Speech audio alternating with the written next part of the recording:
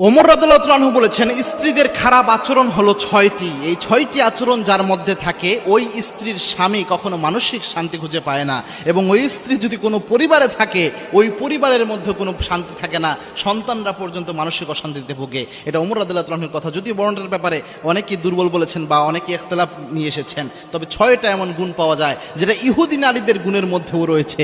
এই 6টা গুণ, এই 6টা গুণ থেকে আমাদের বেঁচে থাকা উচিত। আল্লাহর হাবিব সাল্লাল্লাহু আলাইহি ওয়াসাল্লামের শ্রেষ্ঠ সাহাবী ওমর রাদিয়াল্লাহু আনহু তিনি বলেছেন 6টা গুণ হচ্ছে নিকৃষ্ট গুণ মহিলাদের জন্য।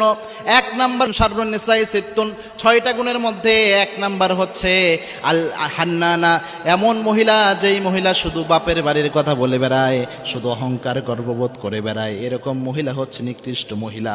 এরকম মহিলা আল হান্নানা, অর্থাৎ শুধু বাপের বাড়ির প্রশংসা করবে, সারাদিন বাপকে আর ভাইকে শুধু বড় বানাবে আর স্বামীর বাড়িকে ছোট করবে, তুচ্ছতাচ্ছিল্য করবে, গর্ববোধ করবে, অহংকার করবে। এরকম যে মহিলারা রয়েছে এদের ব্যাপারে আল্লাহর হাবিব সাল্লাল্লাহু আলাইহি ওয়াসাল্লামের সাহাবী ওমর রাদিয়াল্লাহু আনহু সতর্ক করেছেন। তার মধ্যে হচ্ছে 1 নম্বর আল হান্নানা, 2 নম্বর হচ্ছে আন্নানা, অর্থাৎ এমন নারী, আনিন মানে হচ্ছে কান্না করে দেয়, অর্থাৎ কথায় কথায় কান্না করে দেয় এরকম নারী।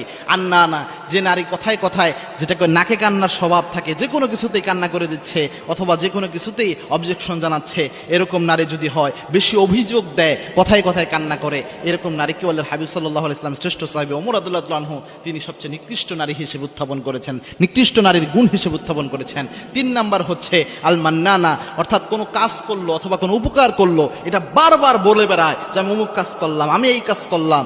কেউ এই কাজ করে না, নিজের কাজকে অনেক বেশি শো অফ করে, নিজের উপকারকে শো অফ করে, উপকার করে এটা বারবার বলে বেড়ায়। এরকম গুণ যে নারীর মধ্যে থাকে তাকে, তাদের ব্যাপারে ওমর রাদিয়াল্লাহু আনহু সতর্ক করেছেন। 4 নাম্বার হচ্ছে আল হাদ্দাকা, অর্থাৎ এমন নারী যে নারী অনেক লোভী, অনেক উচ্চাবিলাসী, অর্থাৎ আপনার সামনে এসে বলতেছে যে অমুককে অমুক জিনিসটা কিনে দেওয়া হয়েছে, মার্কেটে অমুক জিনিসটা এসেছে, অনেক উচ্চ জিনিসের লোভ তার মধ্যে বাসা বাঁধে, উচ্চ জিনিসের জন্য হাই হতাশ করতে থাকে।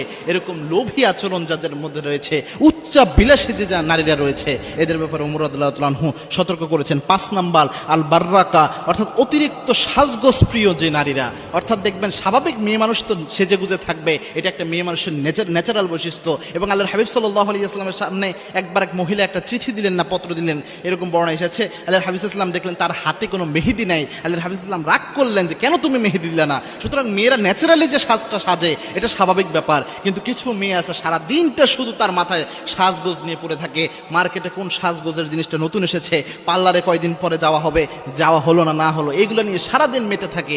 এরকম নারীর ব্যাপারে ওমর রাদিয়াল্লাহু আনহু সতর্ক করেছেন। আর সর্বশেষ সেটা হচ্ছে আস-সাদ্দাকা, অর্থাৎ এমন নারী যেই নারীরা চিবিয়ে চিবিয়ে কথা বলে, চিবিয়ে চিবিয়ে কথা বলে।